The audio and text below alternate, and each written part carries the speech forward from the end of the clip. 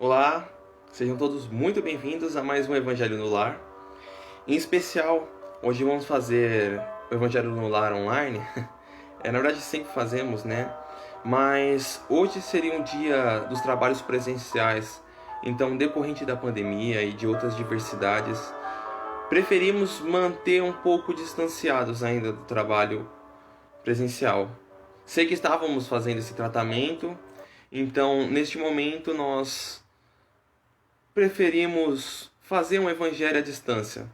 Para todas as pessoas que estão achando estranho e que geralmente vão no trabalho presencial, então pedimos desculpa a todos. Mas para ter a cura e o tratamento também não é necessário estar no local. Então, a todos que entraram e que estão assistindo, sejam todos muito bem-vindos. Então vamos fazer o Evangelho no Lar hoje com todos vocês. Eu vou pedir para vocês separarem um copo d'água, tá? Quem puder, para fazer é justamente transformar a água em água fluidificada, uma forma de se dizer, fluidificar a água. Para a equipe espiritual, justamente passar um remédio para a água de vocês, uma cura para algum tipo de enfermidade ou qualquer coisa para auxiliar, acalmar, amparar. Então, a todos que entraram e que já estão assistindo, sejam muito bem-vindos.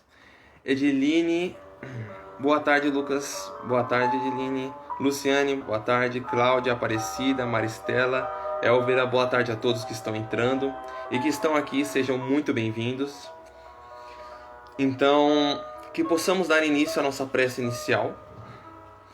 Então, peço a todos vocês que possam elevar o pensamento, que se acalmem, que deixem a paz fluir no coração de todos e que o divino amor resplandeça no caminho de cada um de vocês.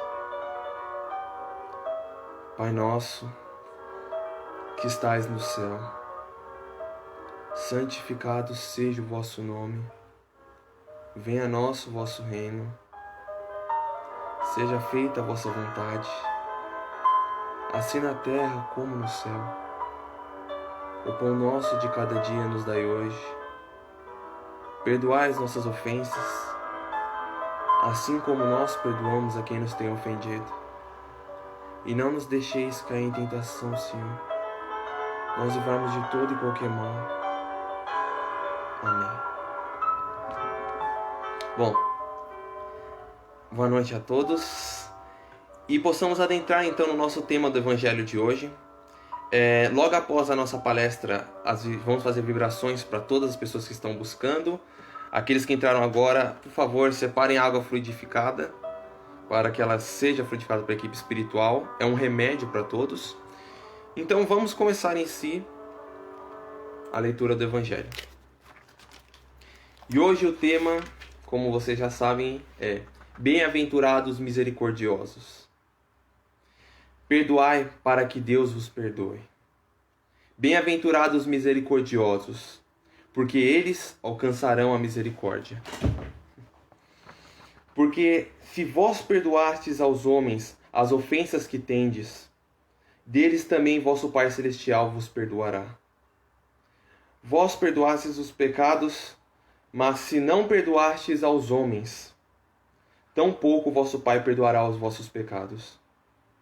Portanto, se teu irmão pecar contra ti, vai e corrige. Entre tu e ele, se te ouvir, terás engano e teu irmão. Poderá pecar meu irmão contra mim, para que eu te perdoe? E aí o Simão perguntou para Cristo, né? Ele falou assim: Senhor, quantas vezes poderá pecar meu irmão contra mim, para que eu lhe perdoe? Será 7 vezes? E respondendo-lhe, Jesus disse: Não digo até 7, mas 70 vezes 7.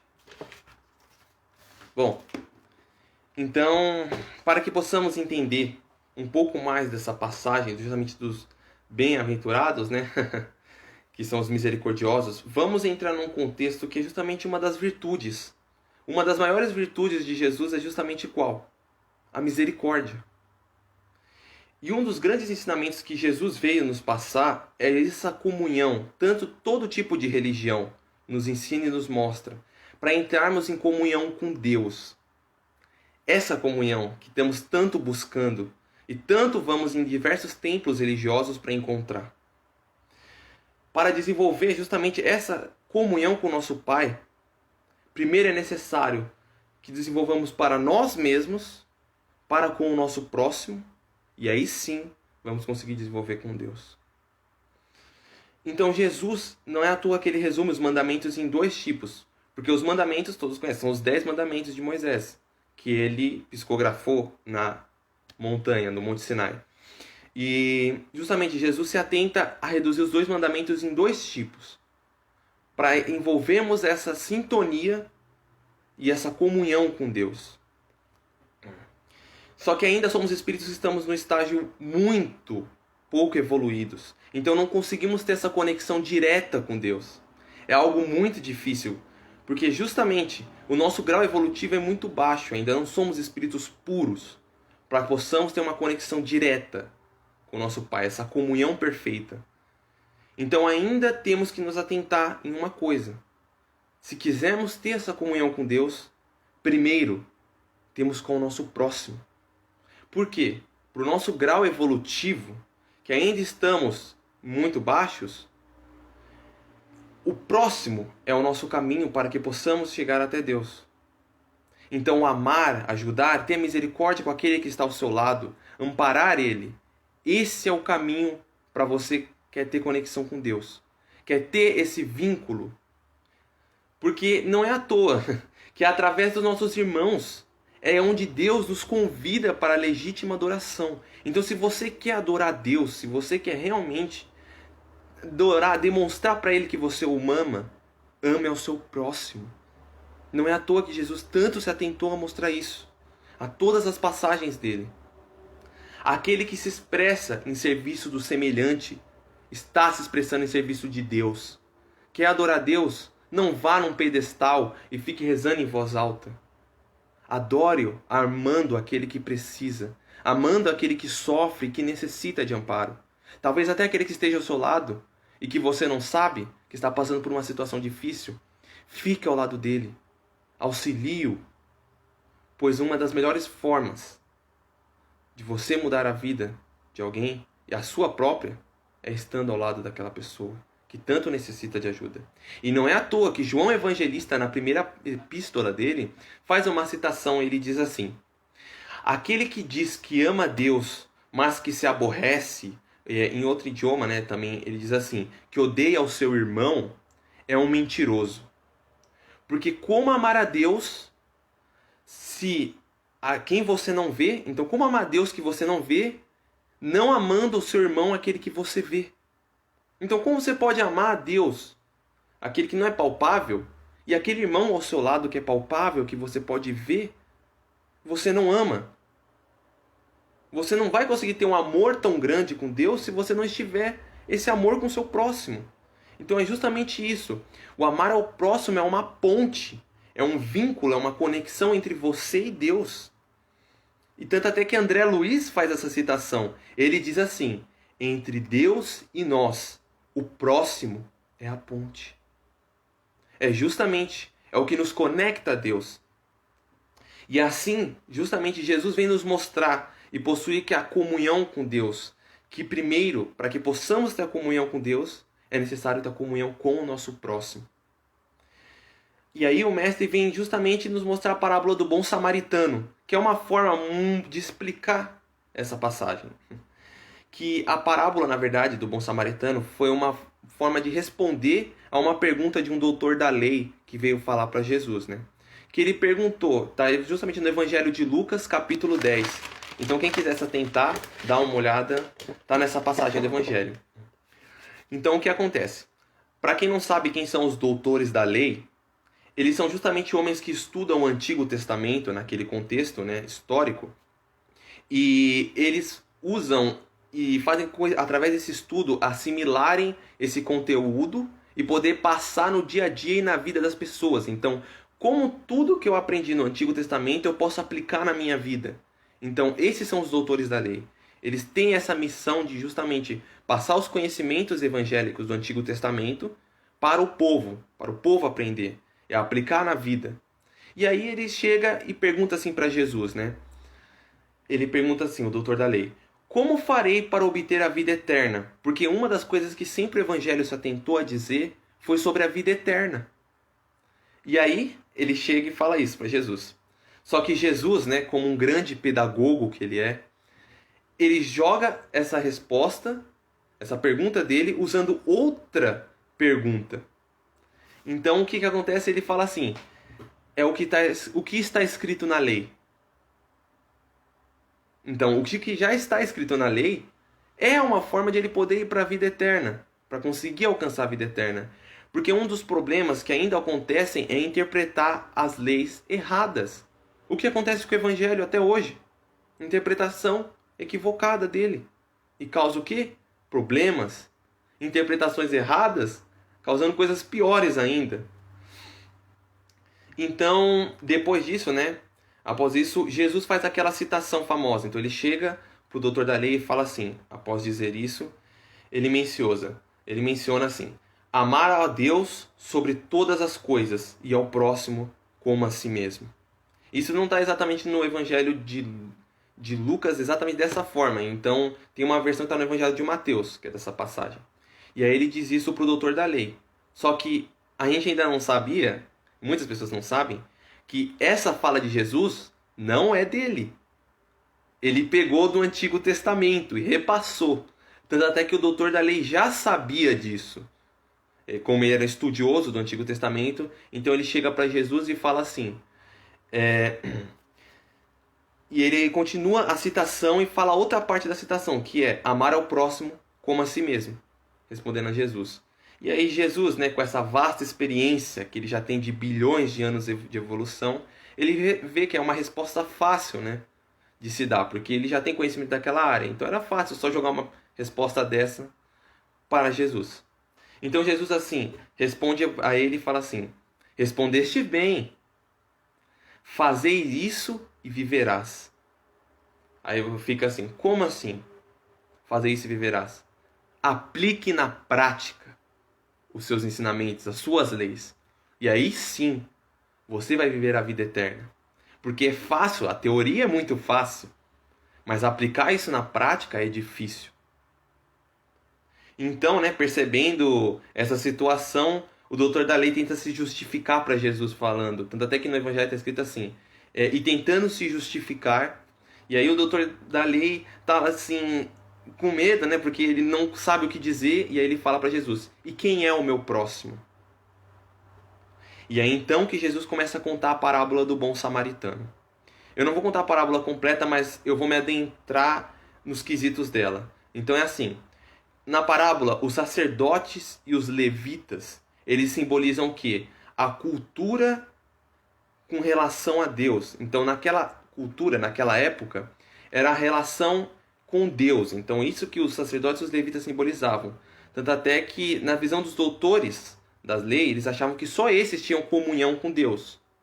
Enquanto o samaritano era considerado como o quê? Como alguém equivocado. Era tido como um herético, né? Alguém distanciado. Só porque ele adorava em outros tipos de templo. Ele tinha outros tipos de textos que ele fazia leitura. Interessante, né?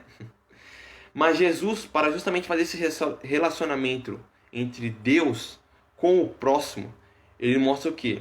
Que os sacerdotes, eles apenas adoravam a Deus. Então eles viam nos seus templos, regurgitavam, só que só adoravam a Deus. E eram indiferentes com o próximo que entravam lá. Eles não ligavam para ninguém que entrava, era totalmente indiferente, eles não auxiliavam, não ajudavam. Já os samaritanos, que eram tidos como heréticos, né, que distanciados porque não iam nos mesmos templos e que cultuavam outros tipos de leis, bem similares, diga-se de passagem, mas em relação ao próximo, eles se mostravam misericordiosos. Eles sempre estavam ao lado de ajudar ao próximo. Então, sendo compassivo, misericordioso com aquele que precisava. E é essa construção que Jesus vem trazendo na parábola, que é justamente o quê? É para você ter esse possível relacionamento com Deus, primeiro tenha com o seu próximo. E depois disso, Jesus se atenta, né, a mostrar que quando ele se diz ao seu próximo, ele não se vincula a um tipo de homem. Ele não fala a um homem bom, a um homem ruim. Não. Ele não especifica. Justamente por quê? Para você ter vínculo com todos os tipos de pessoas. Com todas as pessoas que precisam de auxílio. Então, através disso, ele via que nos templos os sacerdotes, os levitas, faziam o quê? Rituais. Eles queriam fazer oferendas, e como eles faziam essas oferendas? Eles derrubavam o vinho e o azeite nos templos de pedra, vangloriando a Deus através do que? Oferendas. Mas quando alguém pedia, quando alguém precisava, estava necessitado de misericórdia, o que eles faziam? Desprezavam essas pessoas. Deixavam elas de lado. Enquanto os samaritanos não. Mesmo nos templos simples que eles cultivavam, mesmo sendo considerados como distanciados, eles pegavam o vinho e o azeite e davam para aquele que estava necessitado, davam para aquele que estava sofrendo, que precisava de ajuda, que estava cheio de feridas. Então é justamente isso, é aplicar essa prática ao próximo. Não apenas de forma igual os levitas fazem na parábola do bom samaritano, superficial, externa, exterior, uma fé exterior, mas que para ajudar o próximo não fazem nada. E após disso, o que representa o vinho e o azeite, né? O vinho é o ânimo que vem curando e purificando as feridas do próximo. É isso que o vinho simboliza. É uma forma de trazer, algo que te anima, que te traz a lucidez para te ajudar ao próximo, mas usando para o próximo. Então, é através disso que, enquanto uns desperdiçam jogando no altar de pedra com rituais, outros realmente usam para ajudar aquele que precisa, aquele que está ferido, para reamparar e reerguê-lo. Não é à toa que depois de Jesus contar essa parábola do bom samaritano, ele chega para o doutor da lei e fala assim: e quem fez as coisas corretas? Quem fez? Os levitas? Os sacerdotes? Ou os samaritanos? E aí o doutor da lei, né, todo assustado com essa situação, diz: aquele que ajudou. Aquele que mais fez ao próximo. Então é isso que vem demonstrar Jesus. Que o que vale é ajudar aquele que necessita. É aquele que busca. Aquele que está sofrendo. E também não achem, não acreditem que só aqueles que sofrem são aqueles que não têm. Que aqueles que estão ausentes de possuírem algo. Não.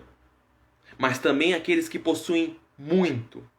E como diz assim, embora vestidos com grandiosas roupas e grandiosos perante os conceitos do mundo, se encontram caídos como homens às margens do caminho, que necessitam do vinho e do azeite para se auxiliarem. Porque, como eu disse, o azeite é uma forma de reerguer, de amparar. Então, é estender a mão da misericórdia para fazer com que aqueles que estão caídos possam se reerguer. É isso que nos traz a parábola. E não só isso, é voltar a hospedar o equilíbrio. Porque quando você estende a mão para alguém que está sofrendo, que você ajuda, que você vê aquele próximo necessitado, quando você faz isso, você faz muito mais. Você está hospedando e reequilibrando o caminho dele. Você faz com que ele volte a caminhar. E muito mais, volte a crescer. Então todos aqueles que caem num tropeço, não julguem, não humilhem, estendam as mãos, deem para eles uma chance de se erguerem da situação em que estão passando. Olhar aos misericordiosos é isso, é a medida do quanto temos de nos aprofundar em relação às experiências de Cristo. Então a verdadeira misericórdia é uma forma de podermos nos enxergar e podemos finalmente entendermos a verdadeira experiência que Cristo veio nos trazer aqui na Terra. Porque como até pergunta Simão Pedro para Jesus: e aqueles que te humilharam? E aqueles que te pisam? Perdoe. Não, quantas vezes? Não 7, mas 70 vezes 7. E mesmo que te façam mal, e mesmo que te humilhem, perdoe. Não faça o mesmo que eles façam. Seja melhor. Ajude aqueles que necessitam. E perdoe aqueles que te humilham. E assim concluímos o nosso ensinamento da parábola do a parábola dos misericordiosos, né? Bem-aventurados misericordiosos. Então, e foi algo bem curto. Eu quis me atentar justamente a não prolongar muito tempo, porque nos trabalhos presenciais é algo bem rápido e bem curto. Então, neste momento de vibrações, eu peço para que todos que estão aqui presentes, que escrevam o nome de algum parente que necessite de auxílio, de amparo, e coloquem nas caixinhas de vibrações. Então, é um momento de vibração para vocês, um momento de paz, é um momento de luz. E vamos fazer uma oração final, para que justamente possamos concluir a nossa linha de raciocínio. E aí sim, adentramos em outros conceitos. Então, quem tiver alguma dúvida em relação ao Evangelho, ao Espiritismo, pode escrever aqui nos comentários que eu estou aqui para responder, ok? E que possamos fazer a nossa oração final, elevando nossos pensamentos e sintonizando ao nosso Mestre Jesus Cristo. Através do amor, através da paz, através da harmonia. E que sempre possamos estender a luz a todos aqueles que buscam, a todos aqueles que necessitam e a todos aqueles que querem ajuda. Ave Maria, cheia de graça, o Senhor é convosco. Bendita sois vós entre as mulheres, e bendito é o fruto do vosso ventre, Jesus. Santa Maria, Mãe de Jesus, rogai por nós, pecadores, agora e na hora de nossa morte. Amém. Então, a todos que estão aqui, possamos agora fazer um momento de vibrações a todos os nomes, a todas as pessoas que estão pedindo. Peço que coloquem aqui e também coloquem na caixinha de vibrações que está na nossa página. Mandem no privado, estamos sempre abertos a vocês. Infelizmente, por enquanto, neste momento em que a pandemia ainda está controversa e por outras situações que estamos passando, os trabalhos presenciais vão ser, por enquanto, abolidos. Mas vão voltar em janeiro, podem ficar tranquilos. A data específica nós vamos colocar na página do Grupo Cascata de Luz. Então não se desesperem, porque o tratamento não precisa ser necessariamente presencial. Já está sendo feito, a equipe espiritual já está ao lado de vocês. E o conhecimento que vocês estão aprendendo aqui, se tiver algum espírito ao lado de vocês, ele já está aprendendo e se sintonizando com esse conhecimento. Vocês já estão ajudando algum espírito que está ao lado de vocês, que está buscando ajuda. Então pensem dessa forma. Quando vocês ouvem, vocês não só estão aprendendo, como ajudando aqueles que também estão precisando. E que a equipe espiritual faça muita luz, muita vibração a todos vocês. E que neste momento, muita paz esteja presente ao caminho de todos. Quem quiser, já pode beber a água fluidificada. Já foi dado um remédio nela, já foi fluidificado para todos os lares e todas as pessoas que estão assistindo, então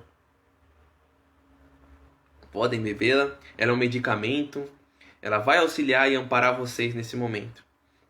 Então, se vocês tiverem alguma dúvida, quiserem fazer alguma pergunta em relação ao Espiritismo, podem escrever. E Rosana, Evilra, a todos que estão aqui participando, Fernanda, Maristela, Lala, Dorima, Bruna, eu não vou conseguir citar o nome de todo mundo, mas eu estou vendo a todos. E desejo muita luz a todos vocês. Estamos fazendo um padrão vibratório para todos os nomes, todas as pessoas que estão aqui e que vocês estão escrevendo. Vamos anotando a todos aqui que estão passando, que todos que estão precisando. Então, a todas as pessoas que estão na família de vocês, estão precisando de amparo, que estão desencarnados e que vocês querem fazer essa vibração, escrevam, passem aqui, escrevam no privado principalmente também, porque lá nós passamos todo o tratamento, toda a oração para todos vocês, tá? Lembrando que também vamos ter várias outras palestras com o decorrer do tempo. E um principal que eu esqueci de citar aqui é Feliz Natal. Feliz Natal para todos vocês. Muita paz e muita luz e boas festas nesse momento. Estaremos presentes com o decorrer do tempo. Se eu não me engano, amanhã também vamos ter uma palestra do outro Evangelho do Lar, né? É Hora do Evangelho, mas não é meu. do Rodney. E sábado sim vamos ter outro Evangelho no Lar comigo. Então quem quiser, fiquem à vontade para participarem. Próxima quarta-feira eu provavelmente também vou fazer o Evangelho com vocês aqui. E todo sábado temos o Evangelho no Lar. Então sejam todos muito bem-vindos, convidem pessoas. E vamos fazer outros tratamentos de vibrações ainda mais intensas. Então é isso. Agradeço pela participação de todos. Muito obrigado. Foi algo bem curto para justamente ser bem semelhante ao que são os trabalhos presenciais. Já está sendo feito o passe à distância para todos vocês. A equipe espiritual já está ao lado de vocês, já está amparando. Então peço a todos vocês muita paz, muito amor. E fiquem com Deus. Boas festas de final de ano. Talvez sábado ou talvez quarta eu traga uma notícia para vocês interessante. Um anúncio de um livro, mas isso fica para depois. Muito obrigado a todos vocês. Fiquem com Deus. Um grande abraço a todos.